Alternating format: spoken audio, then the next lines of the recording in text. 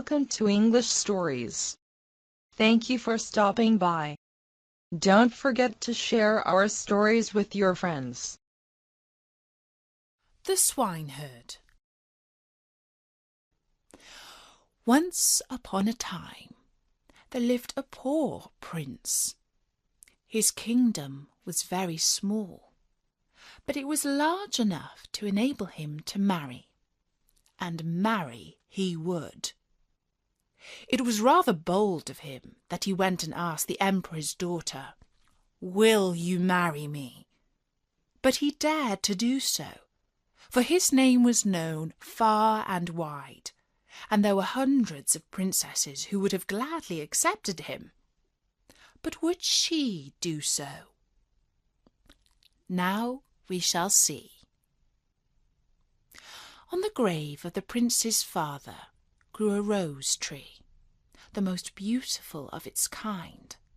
It bloomed only once in 5 years, and then it only had one single rose upon it. But what a rose! It had such a sweet scent that anyone who smelt it instantly forgot all sorrow and grief. He also had a nightingale, which could sing as if every sweet melody was in its throat. He wanted to give this rose and the nightingale to the princess, and therefore both were put into big silver cases and sent to her. The emperor ordered them to be carried into the great hall, where the princess was just playing visitors are coming with her ladies in waiting. When she saw the large cases with the presents inside, she clapped her hands for joy. "If only it were a little pussycat," she said. But the rose tree with the beautiful rose came out. "Oh, how nicely it is made!" exclaimed the ladies. "It is more than nice," said the emperor. "It is charming." The princess touched it and nearly began to cry. "Ah, Papa," she said, "it is not artificial, it is real." "Ah," said all the ladies in waiting, "it is real." "Let us first see what the other cases contain before we are angry," said the emperor. Then the nightingale was taken out, and it sang so beautifully that no one could possibly say anything unkind about it. "Superbe! Charmant!" said the ladies of the court, for they all prattled French, one worse than the other. "How much the bird reminds me of the musical box of the late lamented empress," said an old courtier. "It has exactly the same tone, the same execution." "I hope it is not real," said the princess. "Yes, certainly it is real," replied those who had brought the presents. "Then let it fly away," said the princess, and refused to see the prince. But the prince was not discouraged.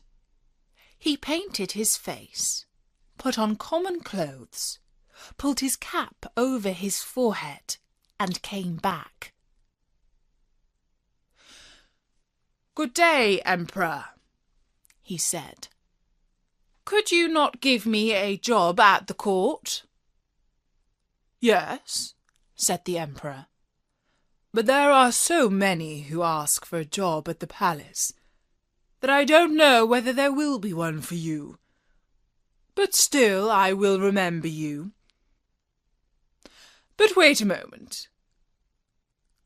It has just occurred to me that I need someone to look after my pigs, for I have so many of them." Thus the prince was appointed imperial swineherd, and he lived in a wretchedly small room near the pigsty. There he worked all day long, and when it was night he made a pretty little pot. There were little bells around the rim, and when the water began to boil in it, the bells began to play the old tune. "Ah, dear Augustine, all is gone, gone, gone." But there was something more wonderful than that. When you put a finger into the steam rising from the pot, you could at once smell what meals were cooking on every fire in the whole town. That was indeed much more remarkable than the rose.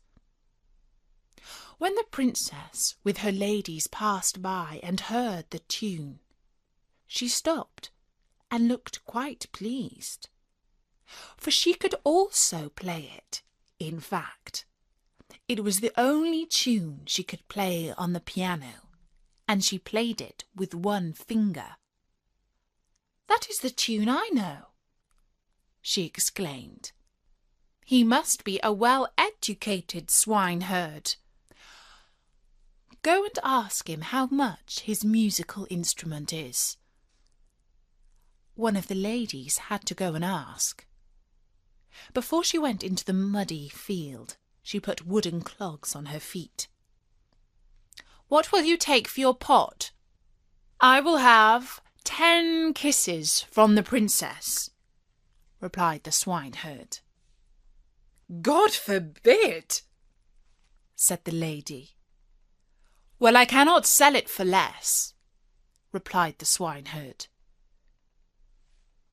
"What did he say?" said the princess.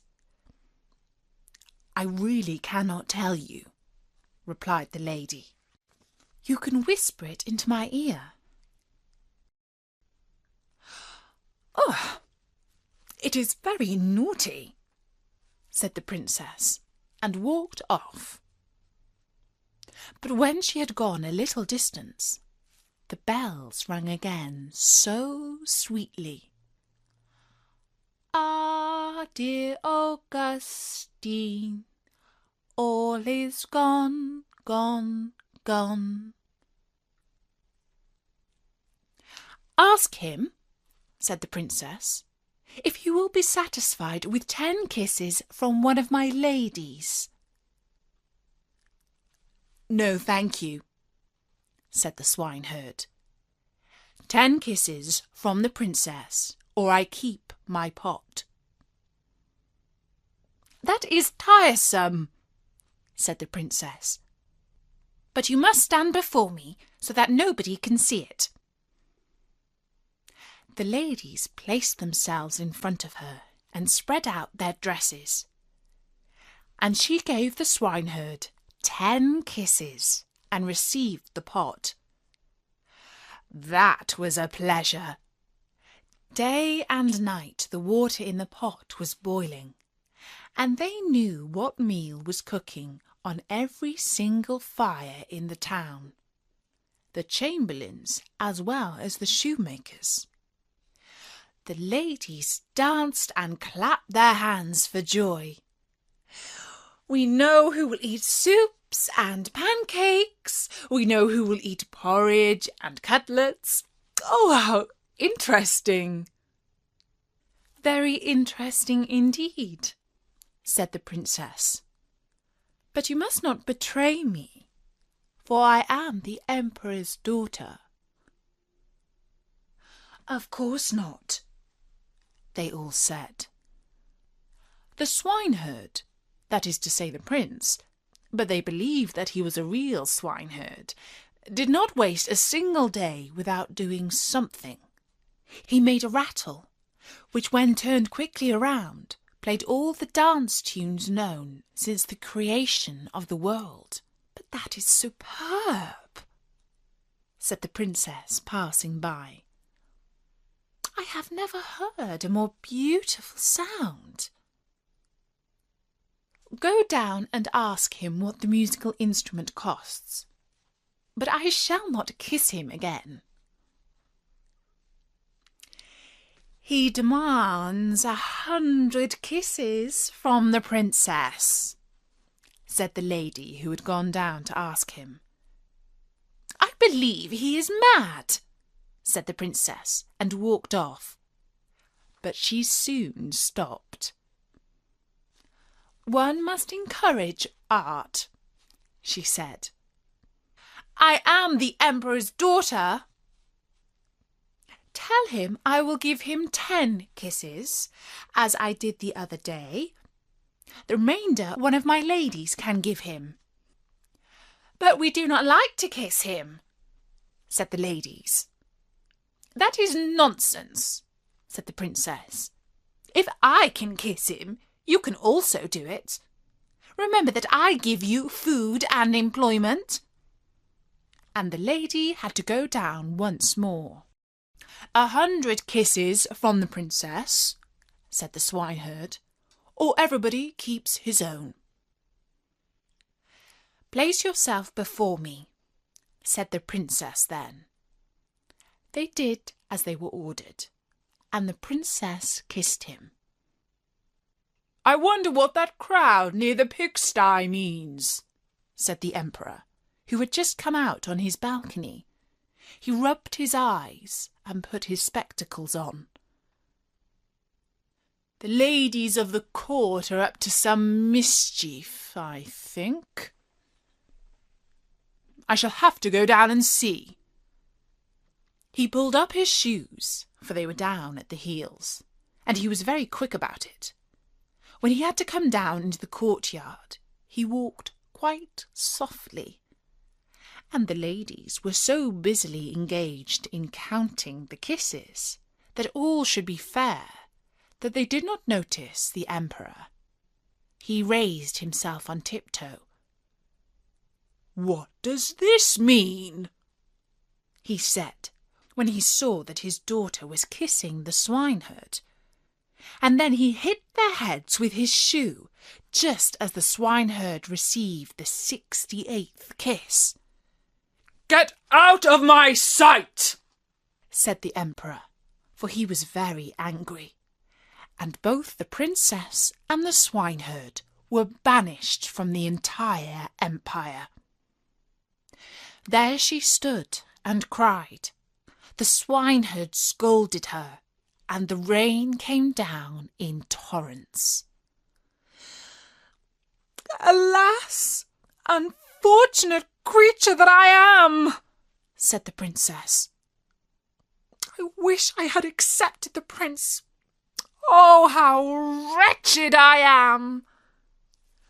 The swineherd went behind a tree, wiped his face, threw off his poor attire, and stepped forth in his princely clothes. He looked so beautiful that the princess could not help but bow down to him. "I have now learned to look down on you," he said. "You refused an honest prince. You did not appreciate the rose and the nightingale. But you did not mind kissing a swineherd for his toys. You have no one but yourself to blame." And then he returned to his kingdom and left her behind. She could now sing at her leisure. "Ah, dear Augustine, all is gone, gone, gone." And that was the story of the Swineherd by Hans Christian Andersen. Continue your learning and listen to an English story.